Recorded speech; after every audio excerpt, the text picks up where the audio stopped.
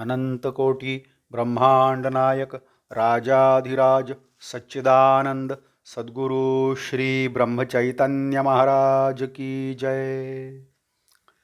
श्री राम समर्थ। 15 फरवरी। जहाँ नाम है वहाँ मैं हूँ ही। मैं जब कहता हूँ कि तुम मुझे नाम में देखो, इसका मतलब है कि मैं देह में नहीं हूँ, मैं नामस्मरण में ही रहता हूँ।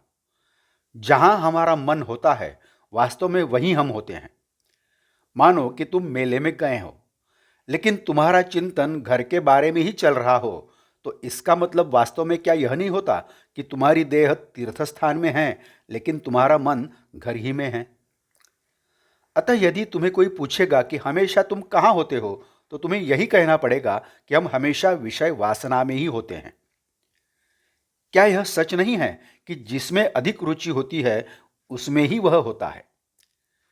फिर यदि तुम्हें कोई पूछेगा कि तुम्हारा गुरु कहाँ है, तो तुम यही कहोगे ना कि वह नाम में ही है। अतः जहां नामस्मरण चल रहा हो वहीं मैं हूं। जो नामस्मरण करता है उसके आगे पीछे मैं खड़ा हूं। शास्त्री पंडित कहते हैं भगवंत प्राप्ति के लिए हम ज्ञान मार्ग पसंद करते हैं, किंतु वे यह नहीं जानते कि वह बहुत कठिन मार्ग है। उसमें तो अहंकार नष्ट होने के बदले बढ़ने का ही संभव अधिक होता है। उनकी बुद्धि यह स्वीकार करती है कि ब्रह्म सत्यम जगत मिथ्या, किंतु वे इस तत्व का स्वयं अनुभव नहीं कर पाते। जग मिथ्या है ऐसा तो वे कहते हैं, किंतु अपनी देह को ही वे सत्य मानते हैं। केवल विचार के आधार से देह मिथ्या का अनुभव आना बहुत मुश्किल है।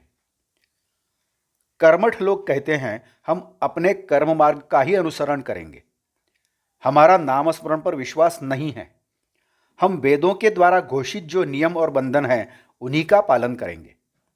ऐसा कहकर वे नियमों और बंधनों का इतना कठोरता से पालन करेंगे कि नियम और बंधन ही उनके लिए सर्वस्व हो जाते हैं।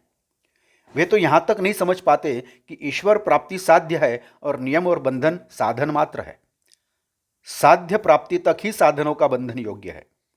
बाग बगीचा फूल आदि के रक्षण मात्र है लिए ही केवल बाढ़ हो, किंतु कर्मठ बाढ़ को ही सर्वस्व मान बैठते हैं और खाद डालकर सिंचन कर उसे बढ़ाते हैं।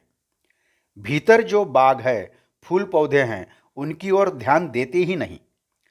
वैदिक कर्मों से चित्त शुद्धि होती है यह मैं मानता हूँ, किंतु भगवत प्राप्ति के लिए जो चित्त शुद्धि हम चाहते हैं उसका अधिष्ठान यदि वैदिक कर्म में नहीं होगा तो कर्म मार्ग का अंत कर्मठता में होगा। वे ऐसा कहते हैं कि नामस्मरण पर हमारा विश्वास नहीं है, किंतु संध्या करते समय या कोई भी वैदिक कर्म प्रारंभ करने के पहले केशवाय नमः ऐसा कहते हैं। क्या यह नाम नहीं है? वेद का अर्थ है भगवान की स्तुति। स्तुति करते समय हमारा ध्यान शब्द की ओर न हो, उसके अर्थ की ओर हो। और यदि अर्थ समझ में नहीं आया तो हर्ज नहीं, ध्यान भगवान की ओर हो। आज का बोधवचन। राम नाम ओंकार स्वरूप ही है, यह समस्त कर्मों और साधनों का प्राण है। जानकी जीवन स्मरण जय जय राम। नमस्कार। मराठी और हिंदी में श्री महाराज की प्रवचन आप हर रोज सुन रहे हैं, लेकिन आपसे विनती है कृपया चैनल को भेंट देकर प्लेलिस्ट देखिए। प्लेलिस्ट के जरिए आप कोई भी प्रवचन अपनी सुविधा के अनुसार सुन सकते हैं। मैं फिर से एक बार आपसे कहना चाहूँगा कि यदि आपने अभी तक चैनल सब्सक्राइब नहीं किया है तो कृपया सब्सक्राइब करिए, लाइक करिए, शेयर करिए, कमेंट्स दें, बेल आइकन दबाना मत भूलिए। धन्यवाद। जय जय श्री राम।